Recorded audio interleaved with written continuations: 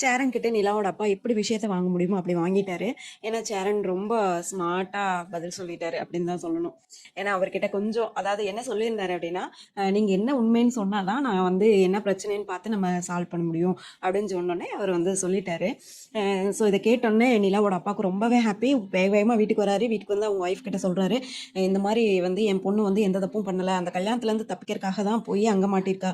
So அவன் வந்து பொய் சொல்லி தான் கல்யாணம் பண்ணா அப்படின்னு தெரிஞ்ச உடனே டைவர்ஸ் வாங்கியிருக்கா, இது ரொம்ப பெருமையா இருக்கு அப்படின்ற மாதிரி ரொம்ப பெருமையா பேசுறாரு. ஸோ நிலாவையும் கூப்பிட்டு கேட்டுறாரு, நீ இந்த மாதிரி தானே இதுக்காக தானே பண்ண அப்படின்றப்ப வேற வழி இல்லை, உண்மைதான், மறுக்கவே முடியாது, உண்மையை சொல்லிடுறாங்க. உடனே வந்து ரொம்ப ஹாப்பியாகி, நீ ஏன் பொண்ணுடா, நீ எந்த தப்பும் பண்ணலை அப்படின்னு சொல்லிட்டு பயங்கரமா நிலா வந்து சமாதானப்படுத்துறாங்க ஒரு பக்கம்.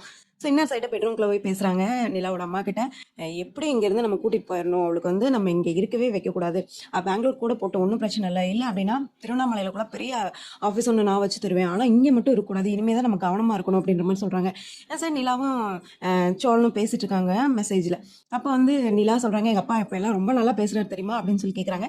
அப்போ சோழன் ரொம்ப சந்தோஷம் தான், ஹாப்பி அப்படின்றப்ப, இன்னைக்கு ஒரு விஷயம் நடந்துச்சு, அதாவது அவரோட கல்யாணம் அரேஞ்ச் பண்ண கல்யாணத்துலேருந்து தப்பிக்கிறதுக்காக தான் நான் வந்து இங்கே வந்தேன், அப்படி இங்கே வந்து உங்களை கல்யாணம் பண்ணுன்ற விஷயம் சொல்லிட்டேன் அப்படின்னோடனே இவனுமே வந்து சோழனுக்கு ஷாக் ஆகுது. ஏன்னா சோழன் கரெக்டாக கணிச்சிருந்தாரு, கண்டிப்பாக இவர் வந்து நல்லவர் இல்லை, பிரிச்சிருவாரு அப்படின்னு சொல்லிட்டு.